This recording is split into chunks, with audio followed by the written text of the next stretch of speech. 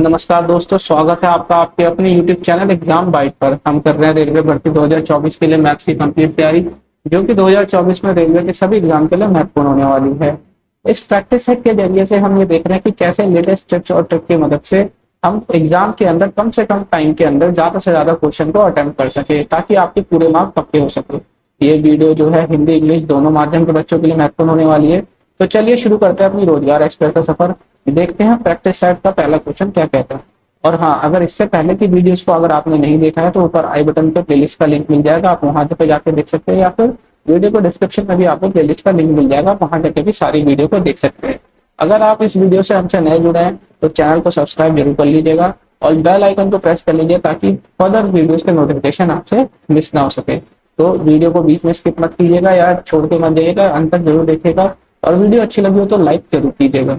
देखते हैं पहला क्वेश्चन क्या कहता है। पहला क्वेश्चन ये कहता है कि एक जार है जिसमें दो मिक्सचर है, दो लिक्विड का ए और बी का, जिसका रेशियो जो दे रखा है 3:4 दे रखा है। मान लेते हैं ए और बी का जो अनुपात हमें दिया है वो 3:4 दिया है। अब इसके अंदर क्या कहता है कि 5 लीटर लिक्विड ए जो है मिला दिया जाता है, जिससे कि रेशियो जो बन जाता है वो 4:5 का बन जाता है। सबसे पहले तो ये देखिए कि इसके अंदर ए लिक्विड मिलाया गया है 5 लीटर, यानी कि बी की बात नहीं हो रही, तो बी को हमें बराबर करना पड़ेगा। तो अगर इसमें पूरे में हम 5 से गुणा कर दें और यहाँ पे 4 से गुणा कर दें तो ये बराबर हो जाएगा। तो कैसे, ये 20 हो गया, ये 15 हो गया इसका अनुपात, ये 16 हो गया और ये 20, यानी कि बी दोनों में बराबर हो गया। अब यहाँ पे जो दे रखा है वो 1 यूनिट की बढ़ोतरी, इस बढ़ोतरी का ही मतलब जो है हमको दे रखा है क्या, कि 5 लीटर बढ़ाया गया है। ठीक है, इसी की वैल्यू 1 यूनिट की 5 लीटर दे दी है। अब उसके बाद पूछता है कि क्या क्वांटिटी बी जो है, लिक्विड बी की क्वांटिटी क्या है वो जार के अंदर हमें वो बतानी है। तो एक की वैल्यू 20, तो बी की वैल्यू भी कितना हो जाएगी 5 गुना, ए की वैल्यू 5 है तो बी की वैल्यू 20 की वैल्यू 5 से गुना करेंगे तो 100 लीटर। इसका सही आंसर जो होगा ऑप्शन 4 इसका सही आंसर हो जाएगा। अगला क्वेश्चन देखते हैं। अगला क्वेश्चन कहता है कि हमें वॉल्यूम निकालना है एक सिलेंडर का, जिसमें बेस की जो रेडियस है वो दे रखा है 12.5 सेंटीमीटर, हाइट जो है 4/5 है रेडियस के।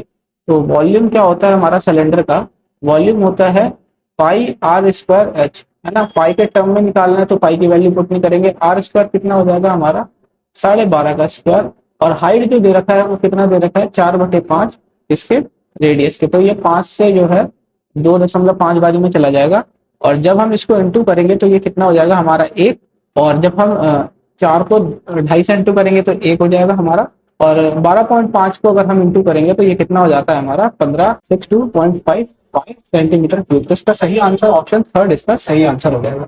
अगला क्वेश्चन देखते हैं। अगला क्वेश्चन कहता है कि एक जो फील्ड है वो रोम्बस की शेप का है, जिसका पेरीमीटर हमको दे रखा है, एक डायगोनल की वैल्यू, एक डायगोनल की लेंथ दे रखी है, हमें एरिया निकालना है। सबसे पहले हम जो है रोम्बस बना लेते हैं। रोम्बस की प्रॉपर्टी के अनुसार इसकी सारी साइडें जो होती हैं वो बराबर होती हैं, डायगोनल जो होते हैं वो एक दूसरे को बाइसेक्ट कर रहे होते हैं, लेकिन अलग अलग लेंथ के होते हैं। तो यहाँ पे अगर पेरीमीटर दे रखा है तो मान लेते हैं कि सबकी इसकी साइड जो है ए है, तो 4a की वैल्यू जो है हमको कितनी दे रखी है 292। तो जब हम इसको 4 से काटेंगे तो 4 7 20 है, 4 3 12, तो a की वैल्यू कितनी आएगी 73। तो ये हो गई हमारी 73। जहां पे एक डायगोनल की लेंथ जो दे रखी है वो 96 दे रखी है, तो इसका आधा कर देते हैं तो ये हमारा कितना आ जाती है 48। तो मान लेते हैं कि ये ऊपर की वाली जो हिस्सा है ये 48 है, क्योंकि ये इक्वल पार्ट में डिवाइड है। तो यहाँ पे सीधा सीधा पाइथागोरस थ्योरम लग रही है, और ये जो होता है ये ट्रिपलेट होता है, जिसमें बनेगा 48, 55 और 73, यानी ये ट्रिपलेट बनता है, जो हमको याद होना चाहिए 48 और ये हो गया हमारा 55। ठीक है, अब यहाँ पे एरिया बोला गया है किसका, रोम्बस का। तो एरिया होता है half into D1 into D2। तो D1 कितना था हमारा, मान लेते हैं 96, किसी को भी D1 और D2 मान सकते हैं, और D2 कितना आया हमारा, अगर ये 55 है तो ये भी 55 होगा, और 55 55 110। ठीक है जी, अब इसको जब हम डिवाइड कर देंगे इससे आ जाएगा हमारा 48। तो ये 80 सिंगल 80 वाला हमारा जो है ऑप्शन ऑप्शन आंसर होगा। तो सेकंड ऑप्शन जो है हमारा सही आंसर है। अगला क्वेश्चन देखते हैं। अगला क्वेश्चन ये कहता है कि रेशियो दे दिया है किसका, मोड और मीडियन का, और हमसे रेशियो पूछ रहा है मीन और मोड का एम्पिरिकल रिलेशन को यूज करके। तो सबसे पहले देखो कि एम्पेरिकल रिलेशन जो होता है वो क्या होता है। ये फॉर्मूला जो है आपको याद होना चाहिए, बिल्कुल ठीक है। तो ये जो फॉर्मूला होता है, ये फॉर्मूला होता है 2 mean plus mode equal to 3 median. ठीक है जी, अब इसमें जो है क्या करते हैं, मोड और मीडियन का रेशियो हमें दे रखा है। इस वाले फॉर्मूले में हमें क्या करना है कि हमें निकालना किसका है, मीन और मोड का रेशियो निकालना है। ठीक है, तो हम जो है क्या करते हैं कि इस पूरी इक्वेशन को दोनों साइड जो है मोड से डिवाइड कर देते हैं। ठीक है, तो यहाँ आ जाएगा हमारा 2 मीन अपॉन मोड, ठीक है, +1 equal to 3 median upon mode. अब यहाँ पे मोड और मीडियन की जो मोड और मीडियन का जो रेशो दे रखा है वो कितना दे रखा है, 13:9।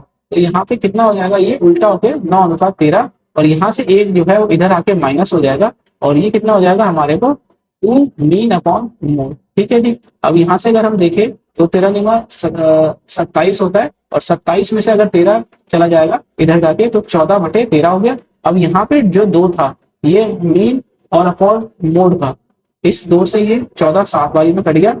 आंसर जो आएगा वो 7:13 आ जाएगा, जो कि ऑप्शन सेकंड इसका सही आंसर है। अगला क्वेश्चन देखते हैं।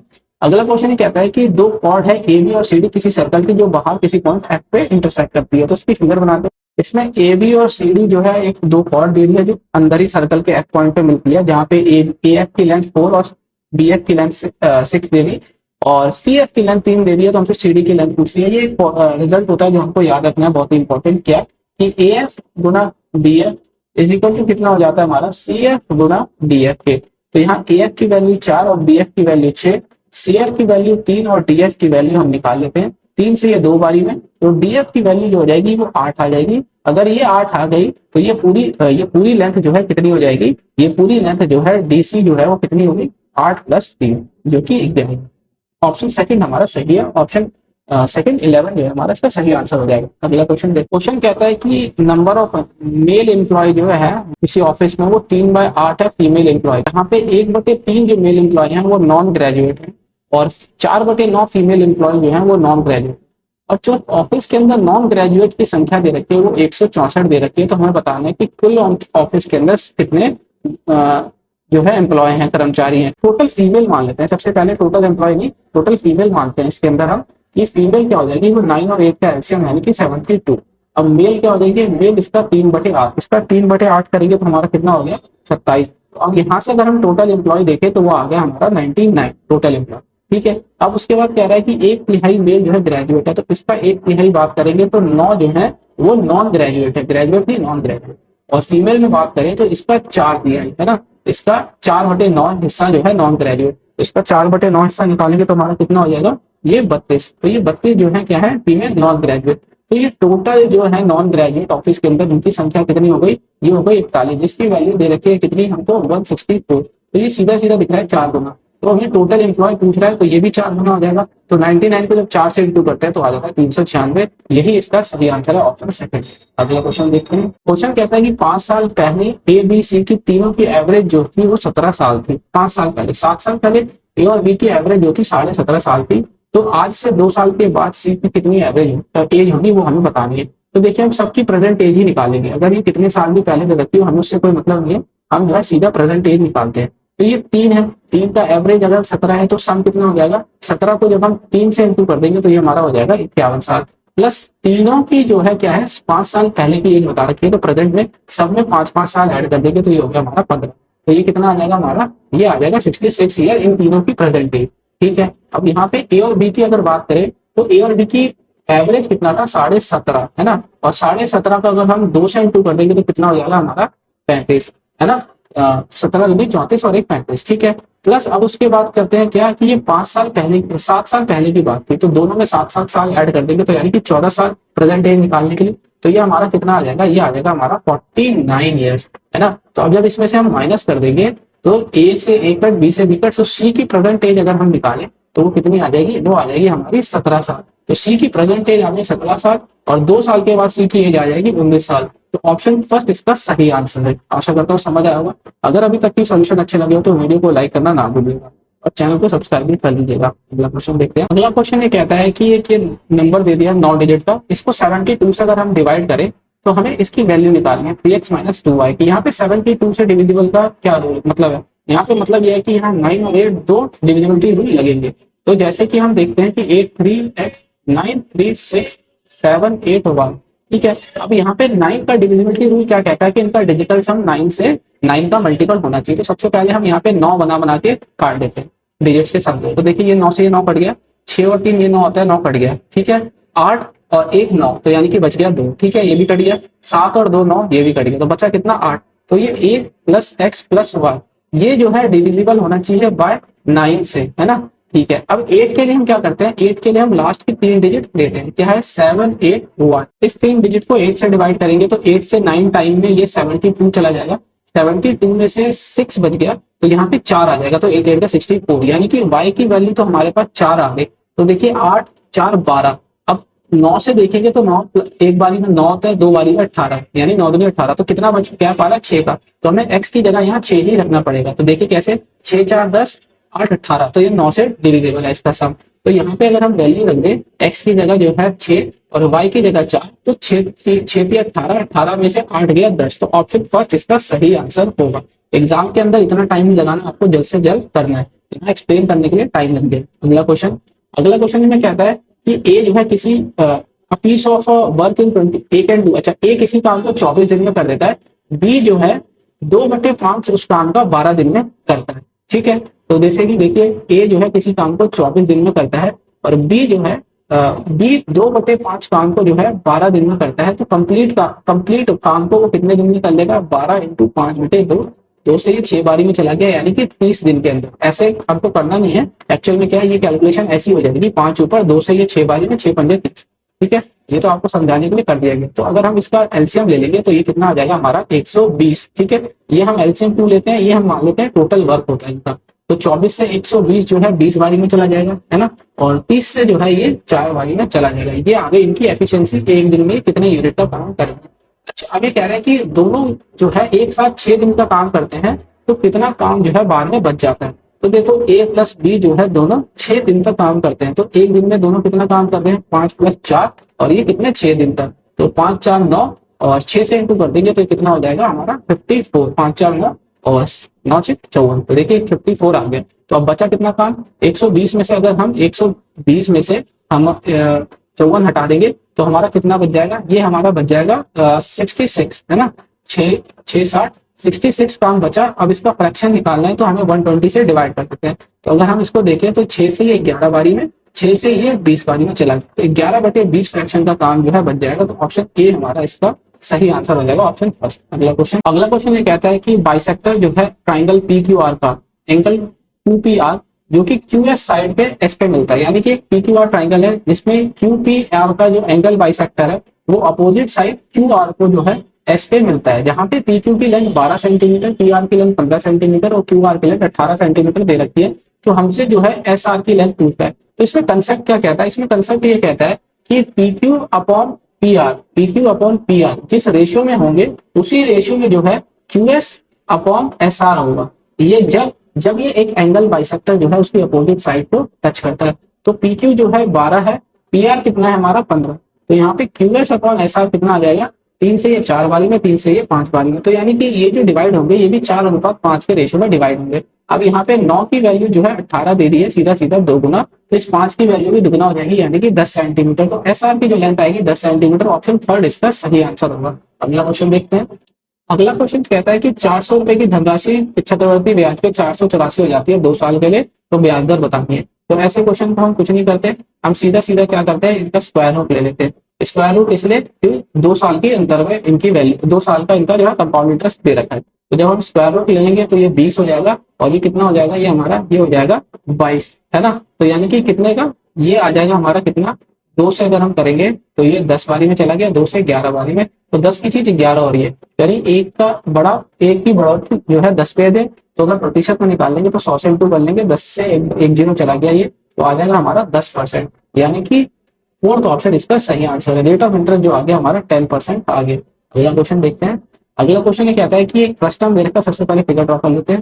ये फ्रस्टम दे रखा है कोन का, यानी कोन के ऊपर के हिस्से को जब हम उसके बेस के पैरेलल प्लेन से काट देते हैं तो फ्रस्टम बन जाता है, जिसमें इसकी हाइट जो दे रखी है वो 8 सेंटीमीटर दे दी है। ऊपर वाले की रेडियस है, छोटी वाली रेडियस 6 सेंटीमीटर और बड़ी रेडियस 12 सेंटीमीटर दे दी है। तो हमसे ये CSA यानी कि कर्व सरफेस एरिया पूछ रहा है, इसके चारों तरफ पे एरिया क्या होगा। इसका फॉर्मूला होता है पाई दोनों रेडियस का सब और जो है इनकी स्लैंट हाइट की लेंथ।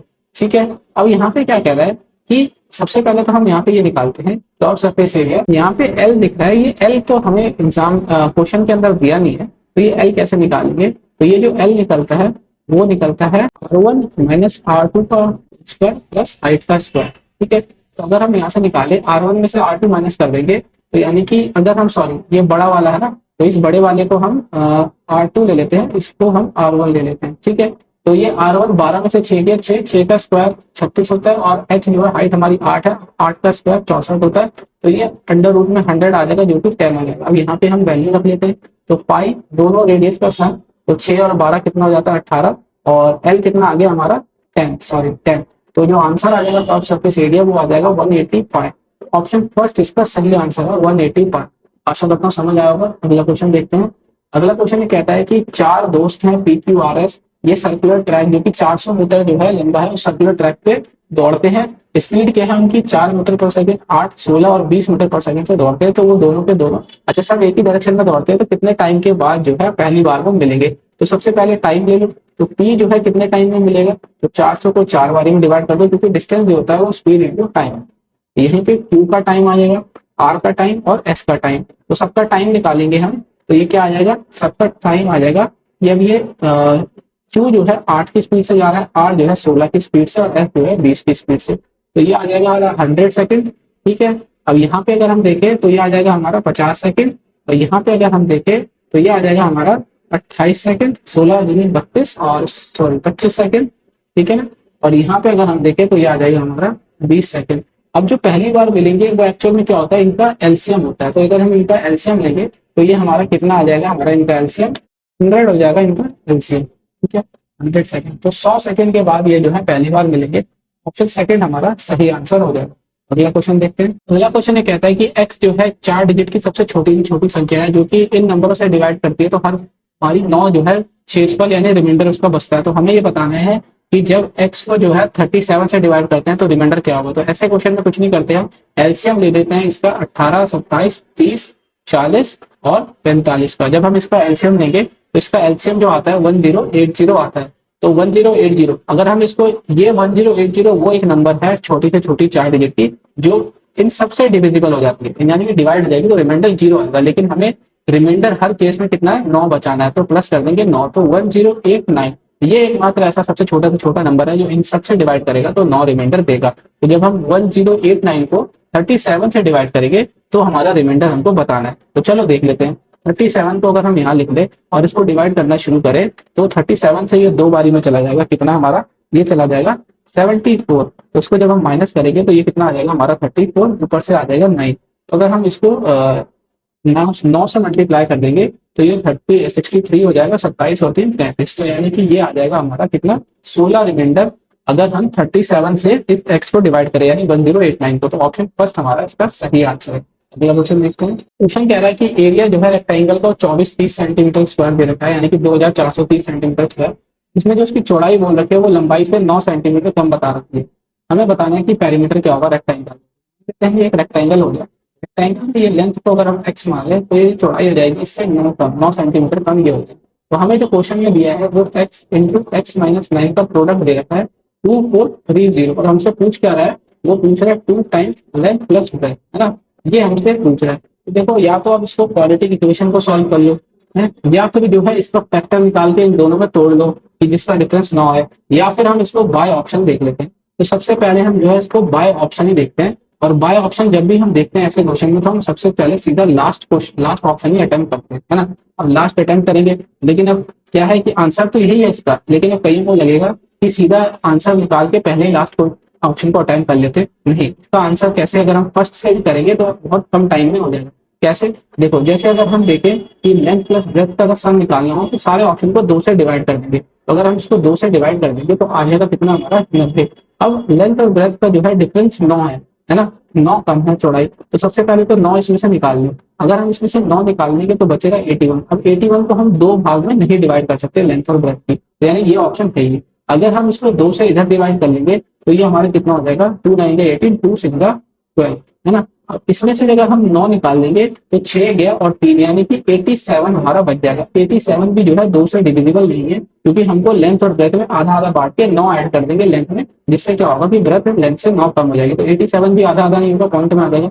यही अगर हम 216 देखें तो ये 108 आ जाएगा, इसमें से 9 माइनस करेंगे तो 99 को भी 2 से डिवाइड करेंगे तो पॉइंट में आ जाएगा। तो हमारा ऑप्शन 4 ही इसका एकमात्र सही आंसर है। कैसे, 2 9 8, है ना। 18, तो ये 99 आ जाएगा। 198 को 2 से डिवाइड करें, अब इसमें से 9 चला जाएगा तो कितना बच गया 90। तो लेंथ और ब्रेथ की बात करें तो लेंथ को जो है हम इसमें 54 रख सकते हैं और ब्रेथ को जो हम इसमें 45 रख सकते हैं। देखो इसका डिफरेंस भी 9 आ रहा है इनके बीच का, और जब हम इसको प्रोडक्ट करेंगे मल्टीप्लाई तो वो हमारा 2430 ही आएगा। तो इसका आंसर जो होगा ऑप्शन 4 इसका सही आंसर होगा। आप चाहें तो इसको एक्सपेंड करके इनके फैक्टर निकाल के भी कर सकते हैं, मर्जी आपकी है। अगला क्वेश्चन देखिए।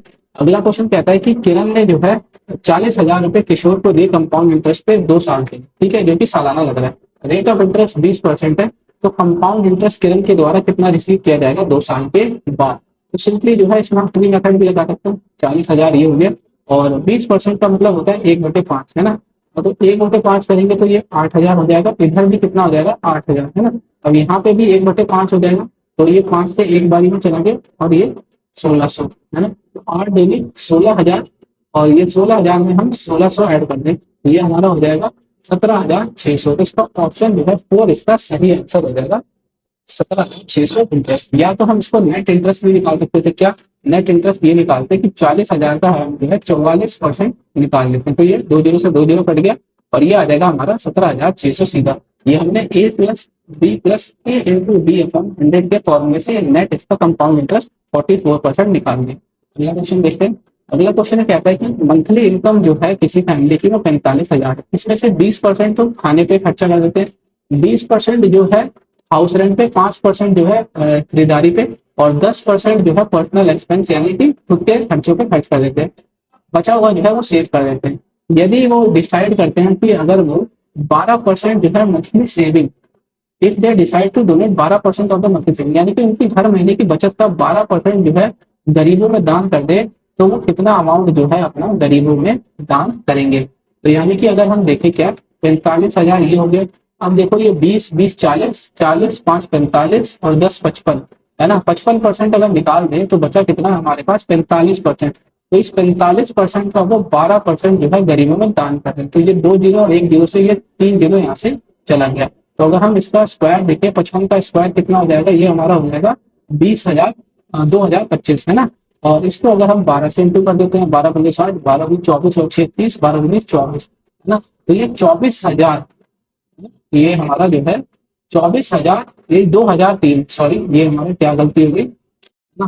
तो यहाँ पे जो है नीचे 1 जीरो बच गया था ऊपर से हमारा, तो 1 जीरो से 1 जीरो चला गया। यानी कि 2030 रुपए जो है ये गरीबों को अपना दान करेंगे, जो कि ऑप्शन सेकेंड हमारा सही आंसर है। आशा करता हूँ समझ आया होगा। अगला क्वेश्चन देखते हैं। अगला क्वेश्चन में कह रहा है कि 3 साइन का कॉस स्क्वायर थीटा प्लस 1 की वैल्यू 4 साइन थीटा है। तो हमसे क्या पूछ रहा है, सेक स्क्वायर की वैल्यू पूछ रहा है। कॉस का ही उल्टा होता है हमारा सेक स्क्वायर। तो अब हम इसको कैसे निकालेंगे। यहाँ कॉस स्क्वायर थीटा की जगह हम जो है 1, जैसा कि हम जानते हैं क्या होता है, ये sine square theta plus cos square theta is equal to 1 होता है। तो इस कॉस स्क्वायर थीटा की तरह हम लिख सकते हैं 1 minus sine square theta plus 1 is equal to 4 sine theta, ठीक है। तो अब ये कितना हो जाएगा 3 minus 3 sine square theta plus 1 is equal to 4 sine theta. ये साइन स्क्वायर थीटा ये सारी टर्म को हम इधर ले जाते हैं, तो ये हो जाएगा हमारा 3 sine square theta plus 4 sine theta minus 4 is equal to 0। जब हम इसको एक्सपेंड करेंगे तो ये हो जाएगा 3 sine square theta plus 6 sine theta और minus 2 sine square theta minus 2 sine theta minus 4। कैसे कि 3 और 4 को जब हम इंटू करेंगे तो 12 साइन स्क्वायर थीटा हमारा इनको प्रोडक्ट करके आना चाहिए, जो कि आ रहा है और वो भी माइनस में, वो माइनस में आ रहा है। और इनको जब हम सॉल्व करेंगे तो 6 में से 6 साइन थीटा में से 2 साइन थीटा जाएगा तो 4 साइन थीटा हमारा आ जाएगा। तो यहाँ से हम जो है 3 साइन थीटा कॉमन ले लेंगे, तो हमारा ये साइन थीटा प्लस 2 अंदर बढ़ गया। तो यहाँ -1 कॉमन ले लेंगे तो 2 साइन थीटा माइनस 2 कॉमन ले लेंगे, हम बाहर -2 कॉमन ले लेंगे तो अंदर साइन थीटा प्लस 2 बच जाएगा, जो कि हो गया 0। अब यहाँ पे ये आ जाएगा हमारा 3 साइन थीटा माइनस 2 और आ जाएगा हमारा साइन थीटा प्लस 2। अब हमारा आंसर जो होगा ये वाला नहीं होगा, क्योंकि नेगेटिव हो रहा है और साइन थीटा की वैल्यू 0 से 90 डिग्री हमेशा पॉजिटिव रहती है। तो साइन थीटा जो आ जाएगा हमारा वो 2/3 आ जाएगा। तो यहाँ से अगर हम कॉस थीटा देखें, साइन थीटा क्या होता है, परपेंडिकुलर बाय हाइपोटेनियस। तो ये कितना होता है, बेस बाय हाइपोटेनियस। तो यहाँ पे कितना आ जाएगा, ये 3 का स्क्वायर माइनस 2 का स्क्वायर और 3 का स्क्वायर। तो ये 3 3 9 में से 4 गया, तो ये आ गया अराउंड 5/3 3 9 हाइपोटेनियस, सॉरी हाइपोटेनियस का स्क्वायर नहीं, हाइपोटेनियस यानी कि 3। तो अगर हम सेक स्क्वायर थीटा की बात करें तो ये कॉस का उल्टा हो जाता है और स्क्वायर की बात होती है तो ये 9/5 आ जाएगा। तो इसका सही आंसर हो जाएगा ऑप्शन फर्स्ट, इसका सही आंसर 9/5। आशा करता हूँ समझ आया होगा। अगला क्वेश्चन देखते हैं। अगला क्वेश्चन ये कहता है कि sum of ages of 5 children born at interval of 5 year is 80, यानी कि 5 बच्चों का सम, उम्र का सम जो है, जो कि 5-5 साल के इंटरवल पे पैदा हुए हैं, वो 80 दे रखा है। तो सबसे छोटे वाले बच्चे का जो है हमको एज कितनी है वो बतानी है। देखिए क्वेश्चन को अगर ऐसे समझे क्या कि 1 2 3, 1 2 3 4 5, तो ये 5-5 साल का गैप मान लेते हैं हम। ठीक है, ये 5-5 साल का जो है यहाँ पे गैप मान लेते हैं। तो सपोज करता है पहला बच्चा यहाँ पैदा हुआ जिसकी उम्र एक्स मान लेते हैं, दूसरा बच्चा यहाँ पैदा हुआ होगा, उसकी जो डिफरेंस आएगा उम्र का वो ये आ जाएगा x+5, तीसरे की उम्र का आ जाएगा x+15, दूसरे की उम्र का आ जाएगा उम्र हो जाएगी x+20, और तीसरे चौथे की और पांचवे की उम्र जो हो जाएगी वो हो जाएगी x+25। ठीक है, अब जब इनका सम जो हमको दे रखा है, सॉरी 15 20 5, ये 10 हो जाएगा, ये हमारा 15 हो जाएगा और ये 20। इनका जो सम दे रखा है उम्र का वो कितना हो जाएगा, ये 5x प्लस जब हम इसको ऐड करेंगे तो 15 5 20 और 20 40 और 10 जो है हमारा 50। तो इसका सम जो दे रखा है एज का वो 80 दे रखा है। तो 5x की वैल्यू जो है यहाँ से 30 आ जाएगी, क्योंकि 50 जब 80 में से जाएगा तो 5 से ये 6 बारी में गया तो x की वैल्यू 6। तो यंगेस्ट जो होगा वो हमारा 6 साल का सबसे छोटा बच्चा होगा। अब एक क्वेश्चन देखते हैं। अगला क्वेश्चन कहता है कि एक आदमी जो पुरानी बाइक परचेज करता है, मनु जो है परचेज करता है पुरानी बाइक 5500 में। ठीक है, ओल्ड बाइक। अब 12% इस अमाउंट का, यानी कि 5500 का 12% उसके रिपेयरिंग पे वो खर्चा कर देता है, और बाद में जो है वो उसको कुल मिला के घाटे पे 5% के घाटे पे वो बेच देता है। तो किस प्राइस पे मनु ने जो है बाइक को जो है बेचा। तो 5500 की अगर हम बात करें तो 5500 रुपये तो उसने लिए, पर इसका 12% अगर हम बात करते हैं तो इसकी जो 12% इसके ऊपर उसने खर्च किया, तो यानी कि एक्चुअल में क्या 112% जो है इसका हो गया होगा इस अमाउंट का। अब उसके बाद क्या कहता है कि 5% के उसने लॉस पे बेच दिया, तो जो भी इसका अमाउंट बना उसका 95% पे उसने बेच दिया। ठीक है, तो ये 2 जीरो से 2 जीरो चला गया। अब ये 5 से अगर 11 टाइम्स गया तो ये 5 से 2 टाइम्स, 2 से ये 5 बार और 6 बार, नीचे जो है 10 बचा हुआ है। अब हम देख रहे हैं कि यहाँ 11 का मल्टीपल होगा। 11 के मल्टीपल की अगर हम बात करें तो 5 में से 8 गया तो बचा -3, 3 में से 2 गया 1, तो यानी कि ये 11 का मल्टीपल नहीं। 5 में से 8 गया तो बचा कितना -3, 5 में से 2 गया तो बचा कितना +3, तो 3 से 3 गया 0, तो यानी कि ये तो 11 का मल्टीपल है, ये भी 11 का मल्टीपल नहीं है और ये भी 11 का मल्टीपल नहीं है। तो हम सीधा इसको सॉल्व नहीं करेंगे, 11 के मल्टीपल से इसको हम देखेंगे, तो हमारा जो आंसर आएगा वो ऑप्शन सेकंड हमारा इसका सही आंसर आ जाएगा।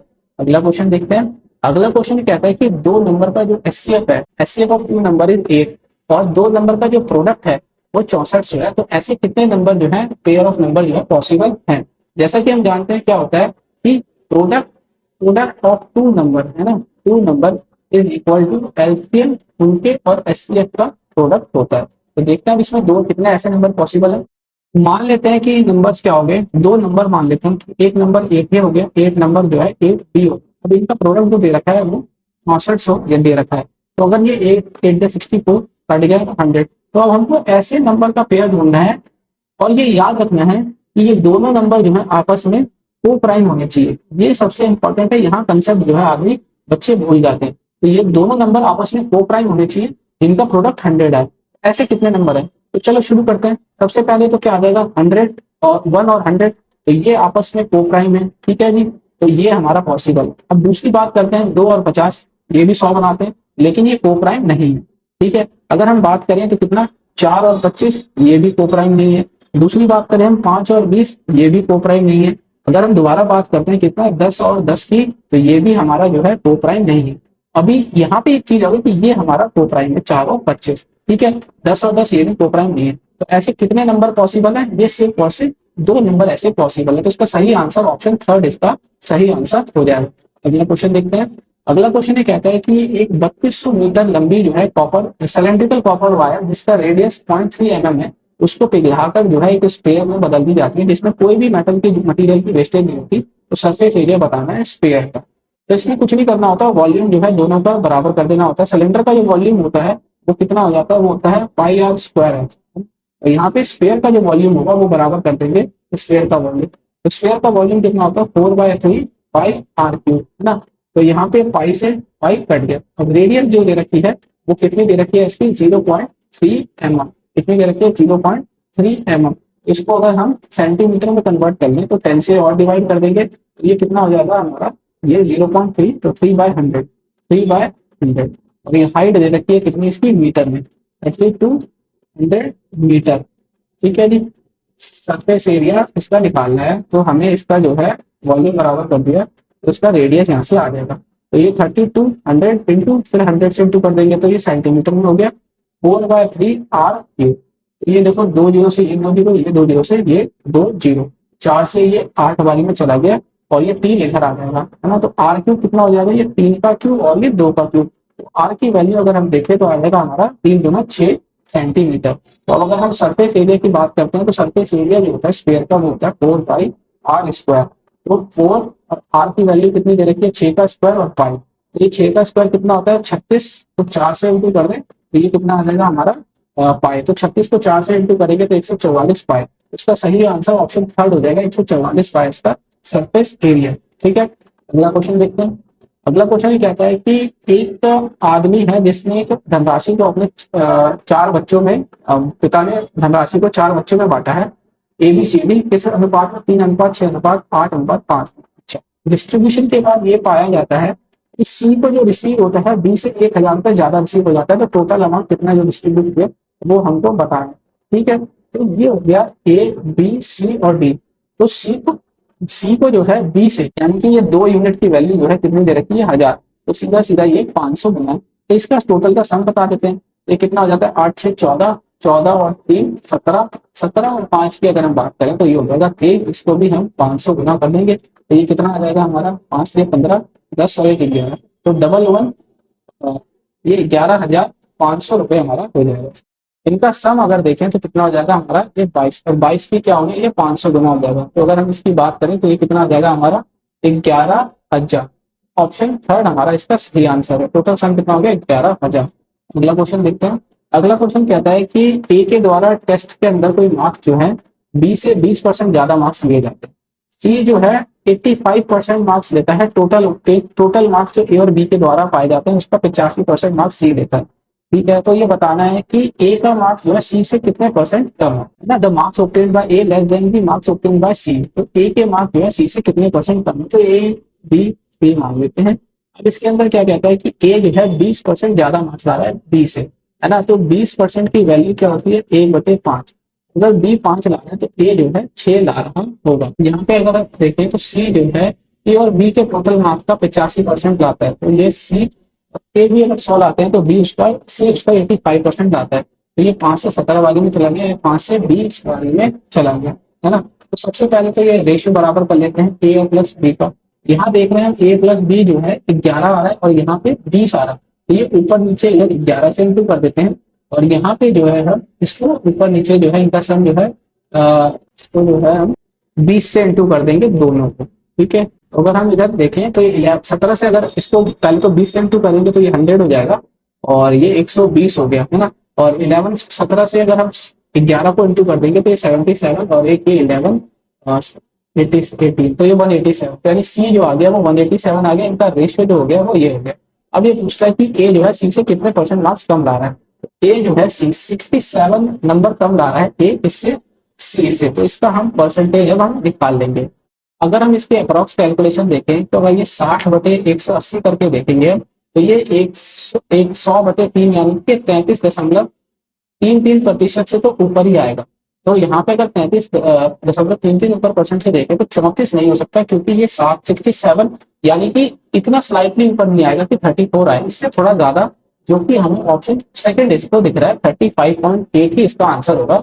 ऑप्शन सेकंड इसका सही आंसर होगा। अगला क्वेश्चन देखते हैं। अगला क्वेश्चन ये कहता है कि ट्रेन जो है 1 किलोमीटर लंबे ब्रिज को 1 मिनट के अंदर क्रॉस करती है, ठीक है, और 750 मीटर लंबे टनल को 50 सेकंड में क्रॉस करती है। ऐसा मान लेते हैं कि ट्रेन जो है एक ही गति में चलती है, तो उसकी स्पीड हमें बतानी है। तो देखो क्या होता है, ये होता है distance is equal to speed into time, है ना। और अगर स्पीड फिक्स है तो डिस्टेंस जो होता है वो डायरेक्टली प्रोपोर्शनल हो जाता है टाइम पे। तो यहाँ पे अगर मान लेते हैं कि ब्रिज आ गया, ब्रिज की जो दूरी दे रखी है वो कितनी दे रखी है 1000 मीटर, ठीक है जी। अब यहाँ पे आ गया टनल जो दे रखा है वो कितना दे रखा है 750 मीटर लंबा। तो यहाँ जो टाइम लग रहा है वो कितना लग रहा है 1 मिनट यानी 60 सेकंड, और इधर लग रहा है इसको 50 सेकंड। तो जब हम इसका रेशियो ले लेंगे तो वो 6:5 आ गया। ठीक है, अब टाइम जो है वो डिस्टेंस के डायरेक्टली प्रोपोर्शनल है, डिस्टेंस भी जो होगा वो 6:5 में होगा। अब एक चीज ये है कि ये ट्रेन इधर 6 यूनिट का डिस्टेंस चल रही है, यहाँ 5 यूनिट का, वो किस वजह से चल रही है कि दोनों केस में ट्रेन की लंबाई तो सेम है, ट्रेन तो जितनी लंबी है वो दोनों ही केस में सेम है, ट्रेन छोटी बड़ी नहीं होगी। तो ये जो डिस्टेंस चेंज हो रहा है वो चेंज पता है किस लिए हो रहा है, वो चेंज हो रहा है ये इस दूरी की वजह से, क्योंकि वो जो ब्रिज है वो 1000 मीटर लंबा है, टनल 750, तो इस एक की वैल्यू जो देती है वो 250 मीटर हमको दे रखी है। तो अगर टोटल हम बात कर ले तो ये 5 की यूनिट कितनी हो जाएगी, ये भी हमारी 250 गुना हो जाएगी। ये हो जाएगा हमारा टोटल डिस्टेंस जो होगा ट्रेन टनल में 1250 मीटर जो है कवर करता है, जिसके अंदर उसकी खुद की लंबाई भी आ गई है। ठीक है, अभी 1250 मीटर जो है वो 50 सेकंड के अंदर कवर कर रहा है। तो ये यहाँ से अगर हम देखें तो ये 5 से 5 दिया, ये हो गया हमारा 25 मीटर प्रति सेकंड की स्पीड से। अब हमें जो है इसको किलोमीटर प्रति घंटा में, किलोमीटर पर आवर में कन्वर्ट करना है, तो हम इसको 18/5 से इंटू कर लेंगे, जो कि हमारा ये किलोमीटर पर आवर, ये 5 से 5 बारी में चला जाएगा, तो 18 × 5 होता है 90 किलोमीटर प्रति घंटा। ये हमारा आंसर आ गया, जो कि ऑप्शन सेकंड हमारा इसका सही आंसर है। अच्छा लगता है, समझ आएगा। अगला क्वेश्चन देखते हैं। देखिए इसके अंदर कह रहा है कि एक निश्चित धनराशि जो है 16,500 हो जाती है 2 साल में 5% साधारण ब्याज पे, तो हमें धनराशि बतानी है। तो सिंपली क्या करना है, देखो 2 साल का अगर इंटरेस्ट निकाले 5% के उस पे, तो यानी कि कितना हो जाता है हमारा ये 10%। तो कोई धनराशि अगर 100 है तो वो 2 साल के अंदर यानी कि 110 हो गई। ठीक है, इस 110 की वैल्यू जो है उसको दे रखी है कितनी, 16,500। तो हमें 100 की वैल्यू निकालनी, तो ये कितने गुना हो जाएगी, ये हो जाएगी हमारी 16 से अगर 15 गुना, है ना। ये कितनी हो गई हमारी, ये 150 गुना हो गई एक्चुअल में, तो ये भी हमारा 150 गुना हो जाएगा। तो जो धनराशि आएगी वो कितनी आएगी, 15,000। तो ऑप्शन सेकंड इसका सही आंसर। आना सॉल्यूशन मजेदार। अगर अभी तक के सॉल्यूशन आपको अच्छे लग रहे हो तो वीडियो को अभी लाइक कर दीजिए, और चैनल अगर आपको सब्सक्राइब नहीं किया तो अभी कर लीजिए, अब बाद में भूल जाएंगे। अगला क्वेश्चन देखते हैं। अगला क्वेश्चन ये कहता है कि एक ट्रेन जो है ट्रेन जो है एक आदमी को पास करती है जो कि दोनों अपोजिट डायरेक्शन में जा रहे होते हैं 12 सेकंड में। अच्छा, जो स्पीड दे रखी है आदमी की वो 10 किलोमीटर प्रति घंटा दे रखी है, और ट्रेन की स्पीड जो है 62 यानी कि 12 किलोमीटर प्रति घंटा दे रखी है। तो हमें ट्रेन की लग, तो एक्चुअल में जो डिस्टेंस होता है वो स्पीड इंटू टाइम होता है। और जब भी आदमी कोई ट्रेन आदमी को, पोल को, पेड़ को, झाड़ को क्रॉस करती है तो एक्चुअल में वो अपना ही लेंथ जो है क्रॉस कर रही होती है, तो यही डिस्टेंस वो ट्रेवल करेगी। ये हमको निकालना है एल।